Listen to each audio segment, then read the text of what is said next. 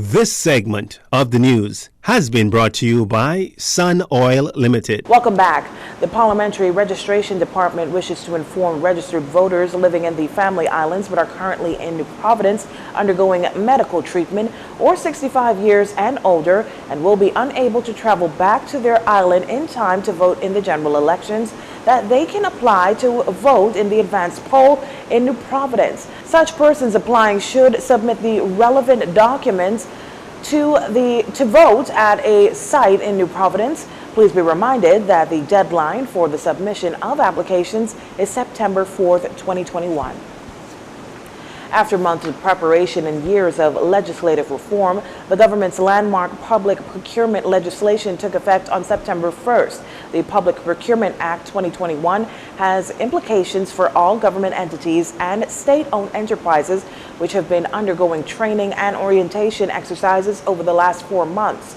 The Public Procurement Department, located in the Ministry of Finance, is fully established. Mr. Carl Oliver is serving as acting chief procurement officer while the recruitment exercise of the head of the department remains ongoing. To implement the act, all of the required ministries, agencies, and other entities have set up their own procurement units and tenders committees, which will self-administer and oversee the contract process under their budget remits up to specified financial thresholds. In a press release sent by the Central Communications Unit of the Ministry of Finance, Acting Financial Secretary Marlon Johnson says that this is a government-wide process that has taken time to roll out and will take some time to iron out.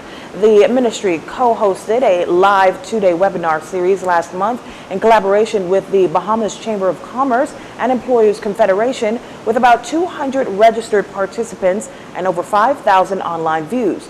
There will be ongoing public education throughout the ministry's social media channels and other stakeholder outreach. Police on the island of New Providence have arrested 6 suspects after recovering 9 firearms in 3 separate incidents. All incidents took place on Thursday, September 2nd, 2021. In the first incident, preliminary reports are that shortly after 1 p.m., officers from the X-ray unit, while on routine patrol on University Drive, observed the occupants of a silver Honda Fit who aroused their suspicion. The vehicle was stopped and a field search was conducted. During the search, the officers discovered a 9mm pistol containing 9 unfired rounds of ammunition. As a result, 2 male suspects were arrested and taken into custody. In the second incident, some time after 2 p.m., officers from the Mobile Division were on patrol at the Blue Hill Road South area, responded to a BOLO or be on the lookout alert for a wanted suspect. They noticed the occupants of a red Nissan Note fitting the description of the vehicle given. The vehicle was stopped and a field search was carried out. As a result of the search, the officers found a 9mm pistol containing 11 rounds of unfired ammunition. 4 male suspects were arrested and taken into custody. In the third and final incident, shortly after 5 p.m., officers from the Criminal Investigations Department, acting on information, went to a local business establishment on New Providence. On their arrival, management directed them to the unpacking area and stated that while unpacking inventory that recently arrived, they discovered 7 pistols in one of their boxes. The scene was processed and no one was arrested in this incident. Investigation into all of these matters continue. Members of the Royal Bahamas Police Force Drug Enforcement Unit brought 2 men before the magistrate's court on Friday, each charged with 4 counts. Luis Blanco from Venezuela, wearing a yellow shirt, and 65-year-old Juan Cabrera from the Dominican Republic, wearing a blue hooded sweater, were assisted by Spanish interpreter Dario Baker. The men were charged with 2 counts each of conspiracy to import dangerous drugs in the Bahamas and 2 counts each of conspiracy to possess dangerous drugs with the intent to supply, namely cocaine. According to the police report, the infractions occurred between Wednesday, August 18th and Monday, August 30th. Both men pleaded not guilty to all 4 charges. In the initial police report, Cabrera and Blanco were first stopped and searched while at Clarencetown, Long Island.